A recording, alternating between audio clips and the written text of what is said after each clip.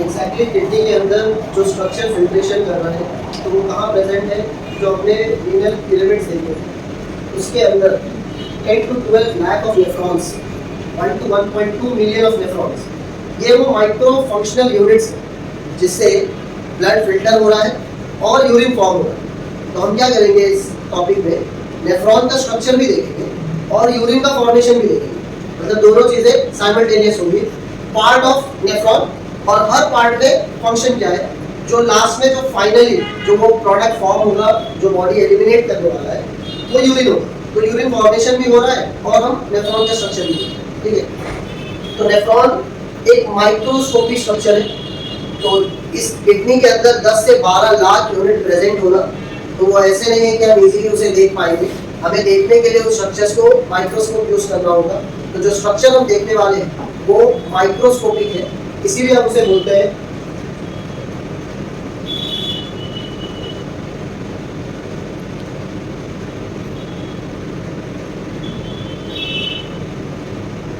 ultrastructure of nephron. So ultrastructure, the nephron is microfunctional unit of kidney which is helping kidney to filter waste from the blood to be removed out of the blood.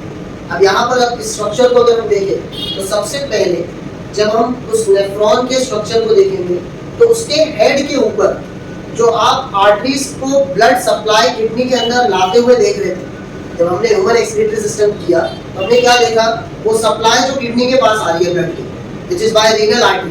तो ये renal artery क्या हो रही है, जब ये kidney के अंदर पहुंचता है तो ये बहुत सारी छोटे छोटे ब्रांचेस में डिवाइड हो जाता है, बहुत सारी छोटी छोटी ब्रांचेस में डिवाइड हो जाता है। तो यहाँ पर ये जो आर्टरी का डिवीजन हुआ बहुत से छोटे छोटे नेटवर्क में, जो ब्लड के नेटवर्क है, ब्लड वेसल्स के नेटवर्क है, इस ब्लड वेसल्स के इस डिस्ट्रीब्यूशन को, आर्टरी का जो डिस्ट्रीब्यूशन होता है तो उसके जो माइनर ट्यूब्स बनती है उसे हम बोलते हैं आर्टीरियोल।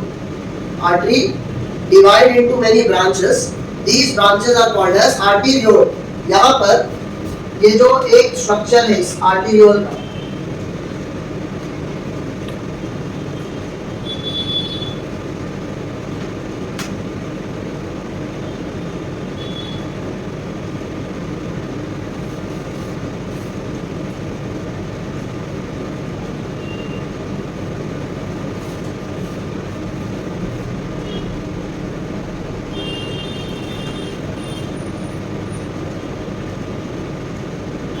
तो ये एक बंडल है आर्टीरियोल, जो आर्टरी के स्मॉल कुछ डिस्ट्रीब्यूशन है, इस डिस्ट्रीब्यूशन को हम बोलते हैं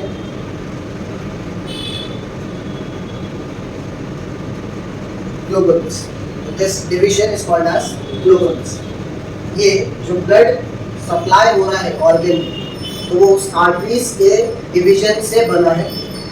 जिस तरीके से इसके अंदर आपको एंट्री ऑफ ब्लड दिखाई दे रहा है, तो ये जो ओपनिंग है ये कंपेयर टू जहां से एग्जिट होगा ब्लड का, दोनों में फर्क है।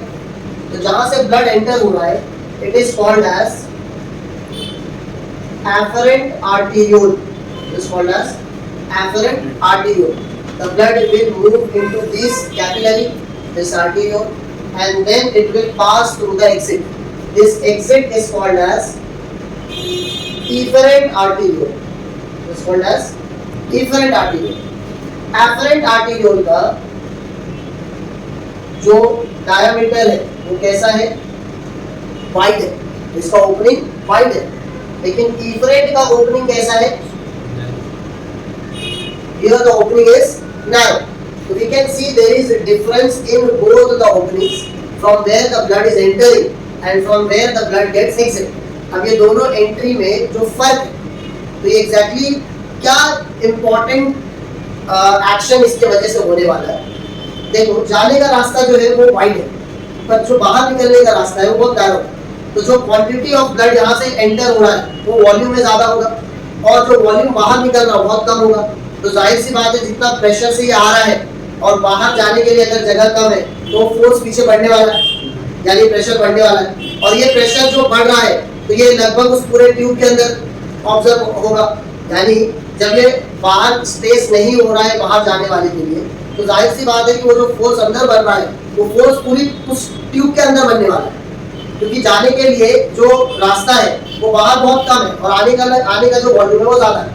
अब ये एक नेचर का डिजाइन है जिसमें सिर्फ उस साइज को कम और ज्यादा कर देने से, इस साइज को कम और ज्यादा होने से क्या होता है, अंदर एक प्रेशर बनता है और इस प्रेशर से क्या होगा कि ये जो ट्यूब है इसमें हमें छोटे छोटे पोर्स दिखाई देते हैं। It shows small opening.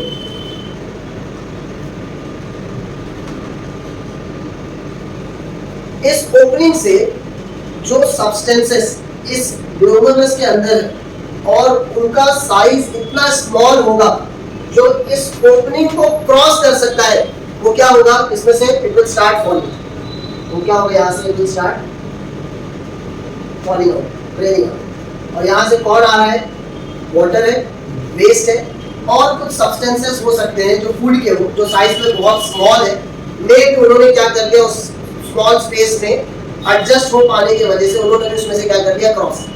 जो बड़े सब्सटेंसेस है यानी जो हाई मॉलिक्यूलर वेट वाले सब्सटेंसेस है ये उसे क्रॉस नहीं कर सकते, जैसे ब्लड सेल्स, फूड मॉलिक्यूल्स, ये प्रोटीन, ये सब इसमें से क्रॉस नहीं होगा क्योंकि इनका जो वेट या जो साइज है कंपेयर टू ये ओपनिंग से काफी ज्यादा है, इसलिए वो उसमें से बाहर नहीं आ सकता।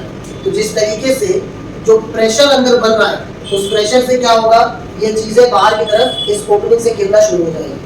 मतलब कोई अगर कपड़ा है आपकी, कोई जैसे ब्लैंकेट वगैरह या बेडशीट वगैरह, अगर वो बहुत मोटी है तो उसको इतना आसानी से सुखा नहीं सकते। देखो आज तो वॉशिंग मशीन में ड्रायर में डाल दिया हो गया, लेकिन पहले क्या करते थे वो लोग, उस हेवी ब्लैंकेट को एक एंड एक पकड़ता था, एक एंड दूसरा पकड़ता था, वो उधर से घुमा रहा है और ये इधर से उल्टा घुमा रहा है। इससे क्या होता था, वो जिस तरीके से आप घुमाते आ रहे हो वो इतना ज्यादा प्रेशर आप उस पर एक्सर्ट करते हो कि उसके फैब्रिक में जो भी पानी अंदर अंदर होगा आप देखोगे वो भी गिरने लगता है।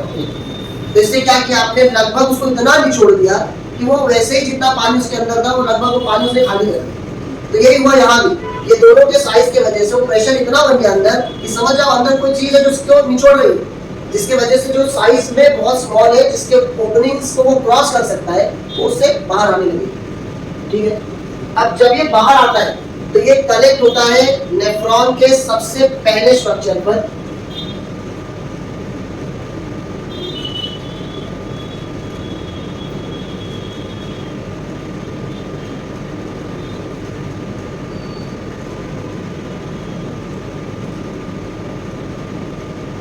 नेफ्रॉन का पहला structure which is called as Bowman's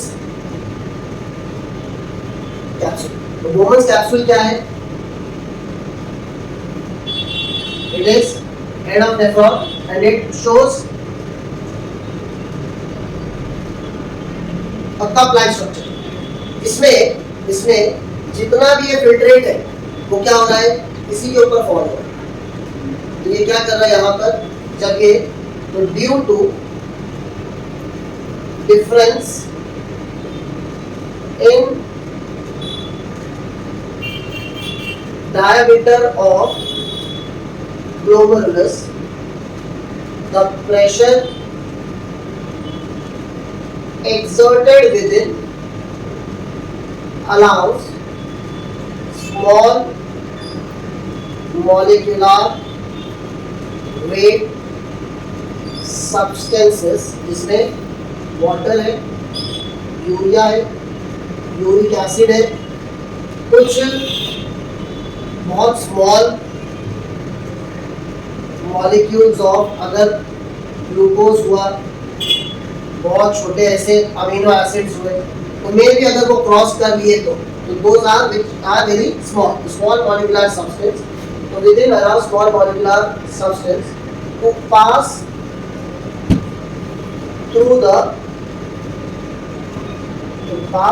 through its openings against high molecular weight substances, जिसमें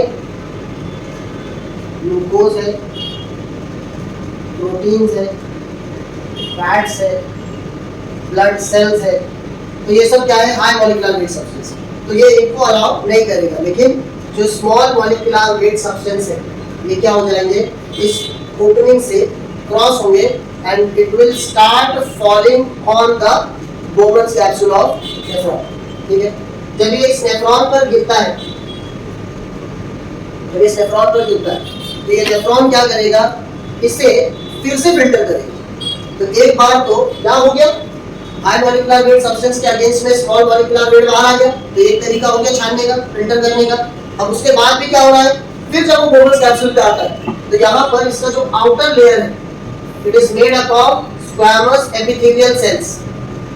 ये जो आउटर लेयर है किससे बना हुआ है, squamous epithelial layer, epithelial cells. तो क्या बोलते हैं कि it shows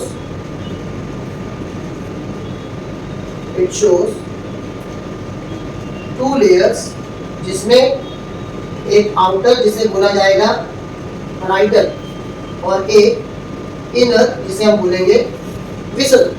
outer parietal is made up of squamous epithelial. तो ये क्या करेगा, इसे छानेगा फिर से, और जो भी सब्सटेंस इंपॉर्टेंट है वो उसे क्या कर देगा, यहाँ पर ऊपर रोक लेगा। मतलब ये ग्लोमेरुलस से फिल्टर होके आने के बाद अगर उसमें कुछ मॉलिक्यूल जो बहुत छोटे थे ग्लूकोज के और अमीनो एसिड्स के, तो ये सब तो बॉडी के लिए बहुत जरूरी है। बॉडी के लिए ग्लूकोज एनर्जी बनाने का काम कर रहा है, अमीनो एसिड्स बॉडी के लिए प्रोटीन बनाने का काम करेगा, तो बॉडी को तो इन चीजों की जरूरत है, तो हम इसे थोड़ी वेस्ट में जाने दे सकते हैं। तो अगर वो बहुत छोटा साइज में होने के बाद अगर इसमें से आ भी गया तो हम तो देख नहीं रहे कि क्या क्रॉस हुआ, लेकिन इस ओपनिंग से अगर कुछ आ भी गया तो उसे ऐसे ही जाने नहीं देना। फिर से क्या होगा, जैसे ही नेफ्रॉन पे आएगा तो उस नेफ्रॉन के ऊपर जो पहला ही स्ट्रक्चर है बोमन्स कैप्सूल, इसका पहला लेयर जो है एपिथेलियम, ये उसे रोक देगा। इसके बाद ये अंदर जाएगा, लेकिन जब अंदर आते हैं हम तो ये जो अंदर का लेयर है इसे बोलते हैं विसरल। इसमें it contains special cells which are called as podocytes. अब यहाँ पर ऐसे कुछ स्पेशल सेल्स के जैसे स्ट्रक्चर है जिसे हम बोल रहे हैं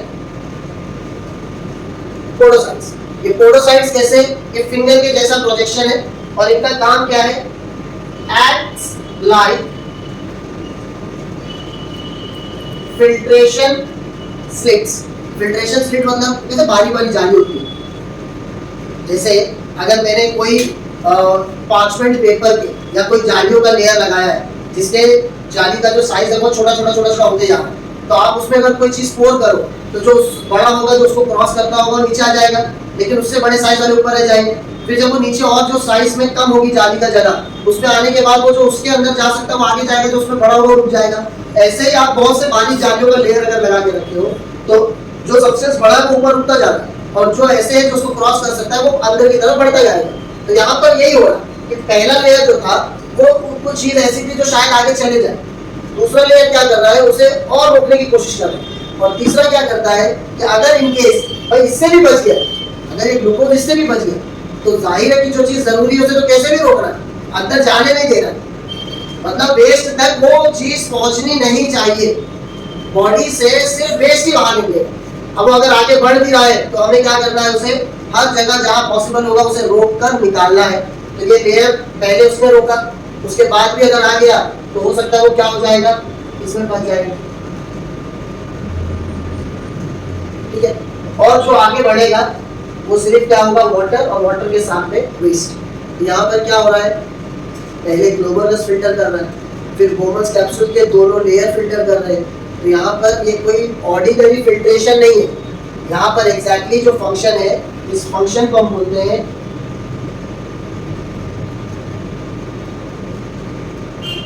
फंक्शन को क्या बोलते हैं, अल्ट्रा फिल्ट्रेशन। अल्ट्रा फिल्ट्रेशन मतलब विद मल्टीपल लेयर्स। ऐसा नहीं कि एक ही कोई लेयर है बस वहां पे काम खत्म, ये मल्टीपल लेयर्स है जिसके थ्रू ये फिल्टर होते हुए जाएगा और सिर्फ वेस्ट ही आगे प्रोसीड होगा। अब जो चीजें अगर यहाँ रुक गई या यहाँ रुक गई तो रुकने के बाद में इनका क्या, तो इसी नेफ्रॉन के सराउंडिंग में ना बहुत सारे ब्लड वेसल्स है, ब्लड की कैपिलरीज है, ब्लड के ट्यूब्स है, तो जो चीज रुक जाएगी वो फिर से किसमें ऐड होगा, ब्लड में। तो मतलब वो पार्ट ऑफ ब्लड वापस बना दिया जाएगा जो फिल्ट्रेट में रोका जा रहा है, फिल्टर करने के टाइम पे रोका जा रहा है। और जो आगे बढ़ रहा है जिसे हम फिल्ट्रेट बोल रहे हैं, तो वो आगे जो बढ़ रहा है वो सिर्फ क्या होगा, वाटर अलॉन्ग विद वेस्ट। और वाटर भी कौन सा, जो वाटर एक्सेस है, क्योंकि बॉडी को वाटर भी बचाना है। तो ये जो पार्ट है यहाँ पर, ध्यान दें, जो पार्ट है यहाँ पर जिसमें ग्लोमेरुलस और बोमन्स कैप्सूल, इसमें ग्लोमेरुलस और बोमन्स कैप्सूल, ये दोनों को एक साथ हम बोलते हैं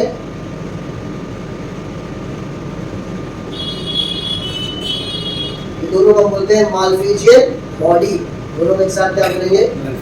तो जो अल्ट्रा फिल्ट्रेशन हो रहा है वो कहां पर होता है? In Malpighian body. इसके और भी नाम है। Malpighian body is also called as renal और is called as Pygmalion corpuscle. Malpighian body is also called as renal और Pygmalion corpuscle. तो कोई भी नाम अगर किसी का जो हम कॉमनली सुनते हैं और उसके एक से ज्यादा नाम हो, तो एग्जाम में वो दूसरा नाम यूज कर लेना, यही होता है कि पेपर डिफिकल्ट है। तो पेपर इजी है, सिर्फ क्या हुआ, जो उसका सेकेंड टर्म था वो हमने यूज कर लिया कि explain the process taking place in Pygmalion corpus. अब मुझे क्या है, अरे ये तो आउट ऑफ सिलेबस हो गया। भाई आउट ऑफ सिलेबस नहीं है, मैंने यही पूछा है what happens in Malpighian body, but you were not aware of the other term. तो हमको क्या लगा ये क्वेश्चन तो हमने पढ़ा ही नहीं। तो एग्जैक्टली कोई नाम के बदले अगर कोई एक और नाम होगा तो उसे ध्यान में रखना है, वरना आता हुआ क्वेश्चन भी क्या हो जाता है, स्किप हो जाता है। और एग्जाम हॉल के बाहर आने के बाद अरे ये वाला देखना जरा, ये वाला पता है क्या तुझे क्वेश्चन? जिसको पता होगा अरे हाँ ये माल्फिजियन बॉडी तो था, ऐसे माल्फिजियन बॉडी तो मुझे आता था, हाँ तो ये माल्फिजियन बॉडी का दूसरा नाम तो है। अरे यार क्या होगा, फिर छोड़ दीजिए। तो जो नहीं आ रहा है वो चला गया, ठीक है, क्योंकि आ ही नहीं रहा था। और जो आ रहा है वो दिख नहीं पाया, तो वो 3-4 मार्क्स जो भी है ऐसे ही चले जाना, वो ज़्यादा रिग्रेट करने के लिए, ठीक है। पहला स्टेप क्लियर है।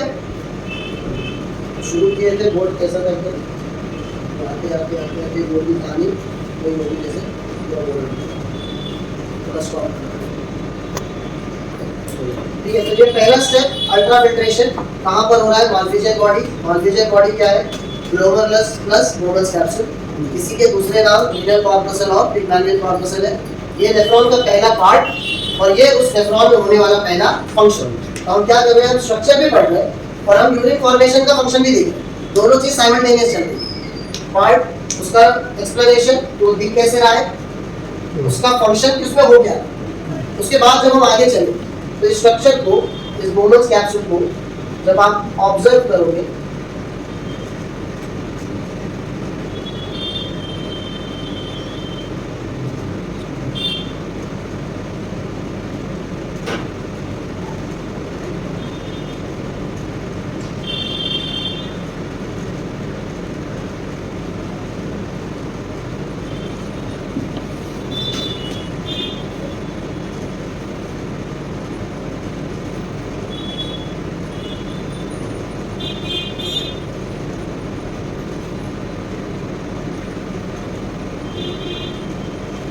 के बाद जब हम इस ट्यूब को देखें तो हमें यहाँ पर एक नेक जो बोमन्स कैप्सूल के हेड के नीचे जा रहा है, उसके बाद में कुछ कॉन्वोल्यूशंस, कुछ ट्विस्टेड स्ट्रक्चर्स दिखेंगे।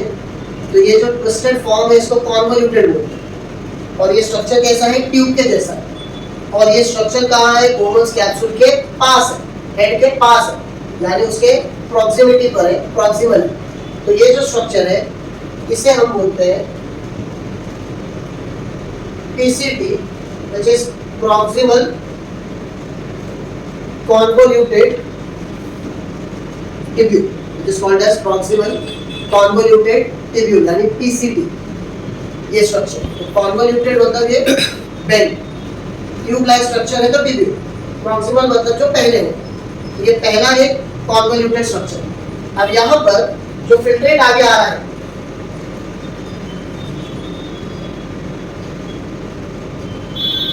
ये जो फिल्ट्रेट है वो इस PCT से होकर जाएगा। इस PCT के अंदर हमें कुछ स्ट्रक्चर्स दिखाई देते हैं जो ऐसे एयरलाइन।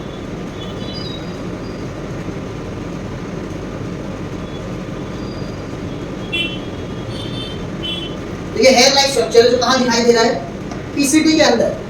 ऐसे ही स्ट्रक्चर स्मॉल इंटेस्टाइन में, तो स्मॉल इंटेस्टाइन में इस स्ट्रक्चर के होने की जरूरत क्या है, जब हम स्मॉल इंटेस्टाइन के अंदर देखें यानी उसको उल्टा करें तो उसके ऊपर ना मुझे ऐसे ही स्ट्रक्चर्स दिखाई देंगे जो ऐसे हेयर के जैसे होंगे। ये जो स्ट्रक्चर्स है these are called as microvilli. इनका काम क्या होता है, अब्जॉर्प्शन।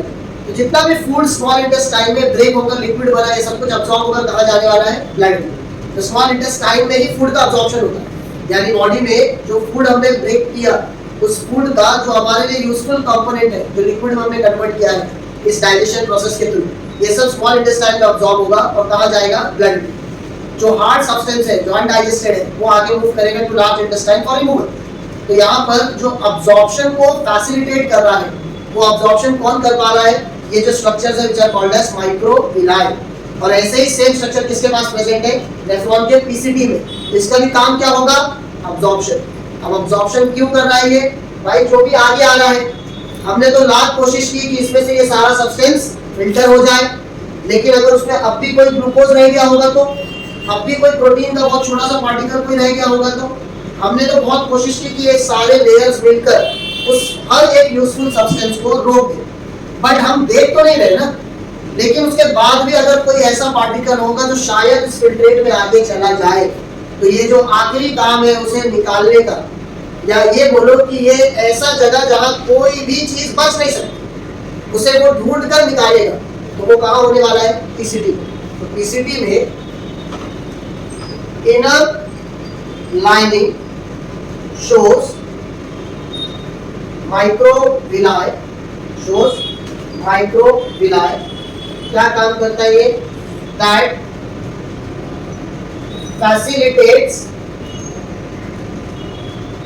अब्जॉर्प्शन। ये क्या करेगा, अब्जॉर्प्शन करने का काम करेगा जो इसके अंदर इंपॉर्टेंट सब्सटेंस होंगे। So substances with high threshold, threshold which are important for body यानी ग्लूकोज अमीनो एसिड्स। तो हाई थ्रेशोल्ड यानी कोई ग्लूकोज या amino acids will be selectively reabsorbed, will be selectively reabsorbed against low threshold substances। Low threshold में क्या है, urea और uric acid यानी वेस्ट। तो ये क्या कर रहा है, उन्हें सेलेक्टिवली रिअब्सॉर्ब। सेलेक्टिवली मतलब इस फिल्ट्रेट में तो बहुत कुछ हो जा रहा है, सब थोड़ी निकलेगा कौन, जो क्या होगा, हाई थ्रेशोल्ड। हाई थ्रेशोल्ड का मतलब जो बॉडी के लिए जरूरी है, जो बॉडी के लिए इंपॉर्टेंट है, जो बॉडी के लिए वेस्ट नहीं है, तो उसके अगेंस्ट यानी लो थ्रेशोल्ड के ऐसे बॉडी क्या कर लेगा, चुन के निकालेगा, सेलेक्टिवली उसे भी अब्सॉर्ब करेगा, ऐसा नहीं कुछ भी रिअब्सॉर्ब कर लेगा। तो इसके लिए मैंने बोला कि यहाँ से कोई भी बच के आगे नहीं जा सकता। अब इसका जो रीअब्सॉर्प्शन का तरीका है, तो ये जो रीअब्सॉर्प्शन है ये कैसे करता है, दो तरीके से। एक होता है along the concentration gradient, along the concentration gradient। जैसे वो फिल्ट्रेट मूव होते हुए आए तो मूव होने के बाद में जो चीज बॉडी के अंदर जो इंपॉर्टेंट है वो अपने आप इस माइक्रोविलाई में फंस जाए, उलझ जाए और बाहर निकले। कुछ करना नहीं पड़ा। कैसे हुआ ये, along the concentration gradient। Gradient का मतलब जो हाई टू लो की तरफ, यानी अपने आप क्या हो रहा है, जो हाई था वो क्या हो रहा है, लो की तरफ, यानी खुद से बाहर चला जा रहा है। कुछ करने की जरूरत नहीं है। लेकिन अगर कोई नहीं गया तब तो ये क्या बोले जाएंगे, अगेंस्ट द कॉन्सेंट्रेशन ग्रेडियंट। तो along the concentration gradient and against the concentration gradient। तो जो चीज नहीं जा रही है अपने आप, तो इंपॉर्टेंट वो भी है। अगर वो ग्लूकोज है वो नहीं जा रहा है तो मुझे तो उसको कैसे भी निकालना है ना। If it is against the concentration gradient तो भी मुझे क्या करना है, उसे ढूंढ के निकालना, उसे सेलेक्ट करके निकालना। उसे चुन के निकालना है कैसे भी। अब उसको अगर ऐसे निकालना पड़ा जिसमें वो अपनी मर्जी से नहीं आ रहा है, तो यहाँ पर खर्च होती है एटीपी। यहाँ पर क्या खर्च होती है? एटीपी। तो हम क्या करेंगे यहाँ पर? Use ATP for the removal. और यहाँ पर देयर इज, अपने आप बोला ना, एनर्जी की जरूरत। जिस फंक्शन में आपको एनर्जी यूज करना पड़े, जिस फंक्शन में आपको एनर्जी यूज करना पड़े, इसे बोलते हैं हम लोग, इसे क्या बोलेंगे? Active absorption, where you use ATP. और अगर बिना एटीपी के हो रहा है तो हम इसे बोलते हैं, इसे बोलते हैं पैसिव अब्जॉर्प्शन। एक्टिव अब्जॉर्प्शन और पैसिव अब्जॉर्प्शन का मतलब क्या है? On any condition whatever the molecules are important has to be absorbed by PCT on any condition, which means अगर वो खुद से आ गया along the concentration gradient, अच्छी बात। और अगर वो नहीं आ रहा है तो क्या करना पड़ेगा? use ATP, क्योंकि वो क्या है? against the concentration gradient, लेकिन निकालना जरूरी है। तो ऐसे absorption को क्या बोलेंगे? एक्टिव। तो PCT में क्या होता है? PCT में क्या होता है? Second step, which is called as selective reabsorption। क्या बोलते हैं लोग इसको? selective reabsorption। और ये कहाँ हो रहा है? PCT में। Second step of urine formation, another part of nephron। दो पार्ट हो गए दोनों के फंक्शन के साथ। हम यूरिन ऑफ फॉर्मेशन भी पढ़ रहे हैं, हम स्ट्रक्चर ऑफ नेफ्रॉन भी पढ़ रहे हैं। अब यहाँ पर ये जो हो रहा है एक्टिव और पैसिव अब्जॉर्प्शन, एक्टिव और पैसिव अब्जॉर्प्शन जो यहाँ इस पीसीटी में चल रहा है अलोंग और अगेंस्ट, मतलब क्या हुआ?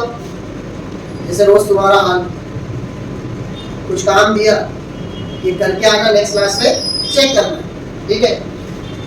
तो अगर नेक्स्ट क्लास में आकर सिर्फ इतना ही पूछा जाए तो जिसने ये नहीं किया है, जिसने भी ये काम नहीं किया है, तो क्लास से बाहर चले जाए, ठीक है? कुछ बड़े ईमानदार बच्चे जिनको मालूम में नहीं किए हैं तो क्या करने लगे? खुद ही उठकर मैंने कुछ नहीं किया, अपने आप ही हो गया ना। मैंने तो नहीं बोला, जिसने काम नहीं किया है वो क्लास के बाहर। It happened along the concentration gradient. और उसी में कोई होशियार है, किया भी नहीं है, बैठा भी है, क्या ही कर लेंगे, देखते हैं। अब मुझे अगर उसे निकालना है तो मुझे क्या करना पड़ेगा? एक एक का नोटबुक आकर चेक करना पड़ेगा। अब एक एक का बुक चेक करना है। अब यहाँ पर अगर मैं एक एक के प्लेस पर जाऊं और एक एक बुक चेक करूं और फिर उसे चुनकर बाहर निकालूं, इसमें मैंने क्या खर्च किया? मेरी एनर्जी, क्योंकि वो क्या थे? तो क्या करना पड़ा? एक्टिव। तो जो मैं बैठ के कर लिया था, तो मैं जो नहीं लिखे चले जाओ, वो मुझे आकर एनर्जी खर्च करके करनी पड़ेगी, लेकिन निकालना है। समझ में आ रहा? तो ये पीसीटी का काम क्या है? कैसे भी निकालना है, क्योंकि इसके आगे कुछ नहीं होगा। अब इसके आगे अगर कोई आ भी गया तो अब उसे कोई निकाल नहीं सकता। और दूसरी चीज, वो आएगा नहीं, क्योंकि पीसीटी इतना काम करता है कि उसे आगे, क्योंकि वो दोनों रास्ते यूज कर रहा है उसे रोकने का। ऐसा नहीं कि सिर्फ बिना एनर्जी, जब एनर्जी यूज करेगा तो इसका मतलब वो ढूंढ के निकालेगा, ठीक है? इसके बाद ये देखो, ये नेक्स्ट स्ट्रक्चर, तो पीसीटी आगे बढ़ रहा है। यहाँ से फिल्टर होने के बाद ये फिल्ट्रेट कहाँ आया? आगे।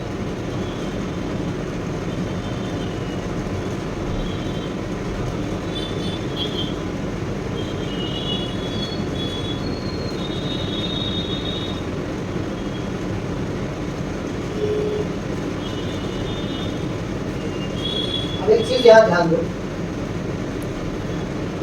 ये जो स्ट्रक्चर है जो इस नेफ्रॉन से आगे एक्सटेंड हुआ, तो क्या कर रहा है? एक शार्प, एक यू टर्न बना है, या एक हेयर पिन के जैसा दिखा है। इसे हम बोलते हैं लूप ऑफ हेले। इसे बोलते हैं लूप ऑफ हेले। इसके दो आर्म्स हैं या दो लिम्स हैं। एक जो नीचे की तरफ आ रहा है, इसे बोलते हैं descending limb of loop of हेले, और ये जो ऊपर की तरफ जा रहा है इसे बोलते हैं ascending limb of loop of हेले। अब ये दोनों स्ट्रक्चर अगर देखो तो ये जो स्ट्रक्चर है जो डिसेंडिंग है, ये कैसा है दिखने में? थिन, और ये स्ट्रक्चर कैसा है देखने में, तो कुछ भी गलती से नहीं बना, और डायमीटर का डिफरेंस ऐसे ही है, गलती से नहीं बन गया। ये जो डिफरेंस है दोनों के ट्यूब के विड्थ में गलती से नहीं बना, ये डिफरेंस है, ये थिन है और ये। अब यहाँ पर ये थिन और थिक होने का रीजन क्या है, ये जो पूरी ट्यूब है ना नेफ्रॉन की, इस पूरी ट्यूब से क्या होता है, वाटर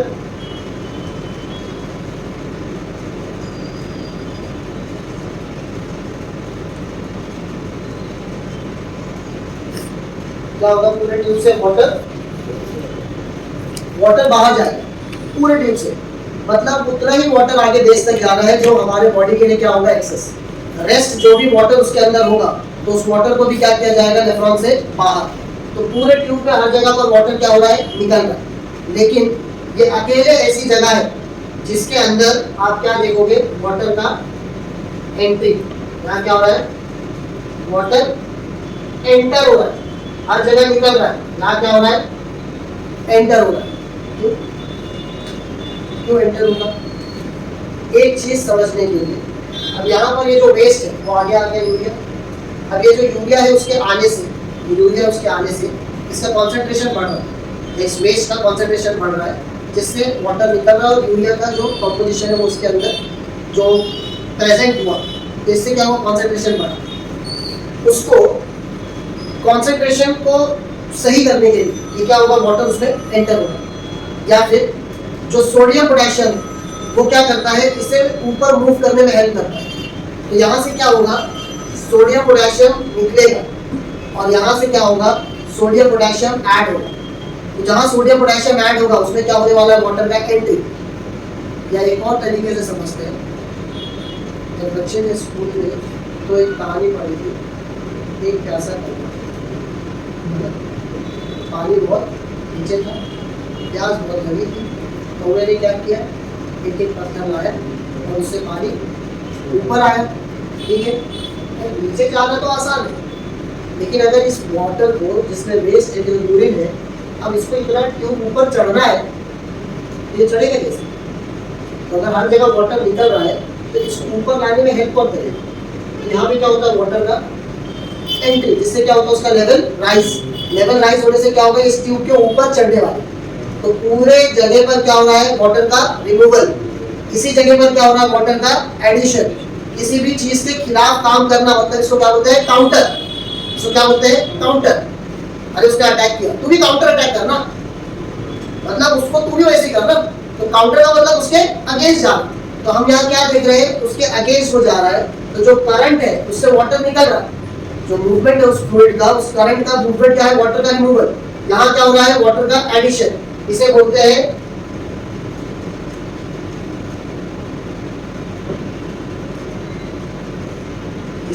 काउंटर करंट मैकेनिज्म।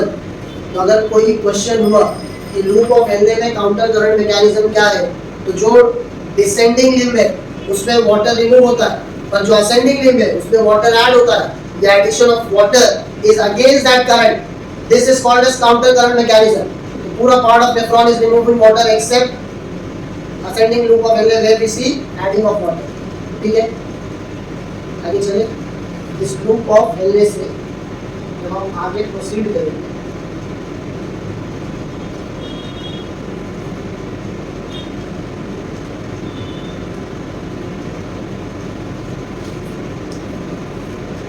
तो आपको एक और ट्यूब दिखाई देती है जो कॉन्वोल्यूटेड है, लेकिन वो क्या है, डिस्टेंस में। ये पहले थी, ये दूसरी है। इसे बोलते हैं DCT. This is called as DCT. DCT is distal convoluted tubule. इसका काम क्या है, यहाँ पर जो वेस्ट आया, ये जो यूरिन आ रहा है, इसके अंदर और भी जो वेस्ट होगा वो फाइनल वेस्ट यहाँ पर क्या हो जाएगा, ऐड। तो फाइनल वेस्ट क्या होता है, यहाँ पर ऐड। तो मेडिसिन लिया है, तो ऑब्वियस मेडिसिन में हर चीज़ जो है वो काम की नहीं है। हमने उसमें बहुत से बाइंडर और फिलर डाले। तो बाइंडर फिलर क्या करता है, उस मेडिसिन को शेप देता है। कोई मेडिसिन स्क्वायर है, कोई सर्कल है, कोई ओवल है, तो ये शेप कैसे आती है, उसके अंदर हमने बाइंडर डाला है जिससे उसको शेप आ है। उसके ऊपर आप देखोगे तो बहुत स्लिपरी होता है, तो स्लिपरी क्यों है? उसके ऊपर बहुत से नैनो सिलिकॉन का कोटिंग है, जिससे वो क्या हो जाए, जैसे पानी जबान में रखो दवे को और पानी के साथ वो तुरंत सरक जाए, क्योंकि अगर वो जबान पे रखने के बाद तुरंत वो पाउडर मेल्ट होने लगे तो फिर शायद हमें वो टेस्ट अच्छा न लगे कुछ देर तक। तो इसीलिए उसके ऊपर क्या किया जाता है, नैनो लेयर का कोटिंग किया जाता है। ये सब चीज़ें क्या हुई, मेडिसिन को ईजी फॉर कंजम्पशन बनाई जाती है, कि उसका जो भी एडमिनिस्ट्रेशन है वो ईजी हो जाए। लेकिन उसके अंदर ये सारे कंपोनेंट जो है वो तो वेस्ट है ना। तो ये सब चीज़ें क्या है जो मेडिसिन में वेस्ट, वो क्या होगा, बॉडी कलेक्ट करेगा और वो सब कहाँ ऐड होगा, डीसीटी। कोई भी आयंस जो वेस्ट है वो कहाँ कलेक्ट होगा, डीसीटी। जो बॉडी का वेस्ट मसल्स है जिसे हम क्रिएटिनाइन बोलते हैं, ये सब कुछ कहाँ ऐड होगा, डीसीटी। तो ये सारा जो कलेक्शन ऑफ वेस्ट है वो सब क्या हुआ, तो it allows all other waste, that is ions, medicinal waste, etc. to add up in the urine for removal। अगर हम मेडिसिन ले रहे हैं तो अब देखेंगे कि जो यूरिन हम पास करते हैं उसका कलर काफ़ी येलो होता है, रीजन है उसके अंदर ये सारे कंपोनेंट्स या सारा कॉन्सेंट्रेशन ऐड होते हैं। ये सारी चीज़ें क्या हो जाएगी, डीसीटी में ऐड। ये थर्ड स्टेप है और फाइनल स्टेप है, जिसे हम बोलते हैं ऑगमेंटेशन। ऑगमेंटेशन का मतलब where we add up everything into it to make it final composition which will be release out in body. और ये कहाँ हो रहा है, डीसीटी, जो पहले इसका नाम था इस प्रोसेस का, ऑगमेंटेशन का। तो यहाँ पर इसके अंदर बहुत सारी चीज़ें ऐसी, जैसे मसल्स ऐड, फिर विटामिन ऐड हो रहे हैं या आयंस ऐड हो रहे हैं। तो यहाँ पर ऐसे बोला जाता था कि ये ट्यूब भी उसे सीक्रेट करे, ये ट्यूब भी उसे बना रही। तो पहले इसका नाम था ट्यूबुलर सीक्रेशन, पर बाद में देखा गया कि ये ट्यूब को सीक्रेट नहीं करती। एक्चुअल में जो हो रहा है वो सब कुछ बाहर से इसमें ऐड हो रहा है। तो ट्यूबुलर सीक्रेशन को करेक्ट करके क्या दिया गया नाम, ऑगमेंटेशन। ऑगमेंटेशन मतलब जो चीज़ इसमें क्या हो रही है। अब उसके बाद ये जितना भी इस डीसीटी के होने के बाद आकर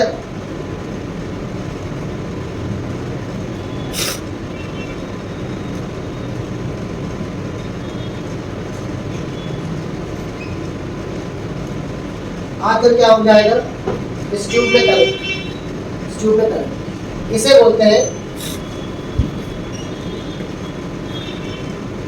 बोलते हैं कलेक्टिंग डक्ट। मतलब finally after all the process, the urine form is conducted here। ठीक है, जो यूरिन वो कहा गया फाइनली कलेक्टिंग डक्ट में। तो यहाँ पर जो प्रेजेंट है वो क्या है, यूरिन, जिसमें वाटर है, यूरिया है, यूरिक एसिड है और अदर वेस्ट। तो ये कैसे आया, ठीक है। तो जो ब्लड था वो फिल्टर होते हुए इस एक नेफ्रॉन के स्ट्रक्चर से एक एक ट्यूब के पार्ट में, तो पहले ग्लोमेरुलस बोलस कैप्सूल, उसके बाद पीसीटी यानी प्रॉक्सिमल कॉन्वोल्यूटेड ट्यूब्यूल, जहाँ पर क्या किया उसने, अब्जॉर्प्शन, पैसिव और एक्टिव, पैसिव अब्जॉर्प्शन और एक्टिव अब्जॉर्प्शन।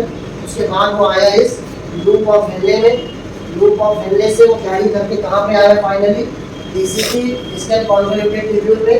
यहाँ क्या हुआ, ऑगमेंटेशन, और फाइनली वो सारा वेस्ट किसमें आके जमा हो गया, कलेक्टिंग डक्ट। ये है जहाँ पर यूरिन फॉर्म होगा। ठीक है, ना ध्यान दो, ये जो कलेक्टिंग डक्ट है तो 7 to 8 collecting duct unite to form duct of Bellini। वैसे 7 से 8 कलेक्टिंग डक्ट मिलकर क्या बनते हैं, डक्ट ऑफ Bellini।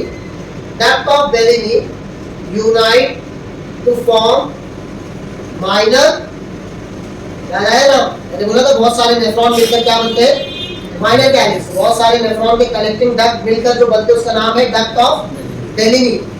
जो पिरामिड के बीच में स्पेस है उसका नाम है कॉलम ऑफ बर्टीनी, इसका नाम है डक्ट ऑफ Bellini। क्या बना, यूनाइट होकर माइनर कैलिक्स।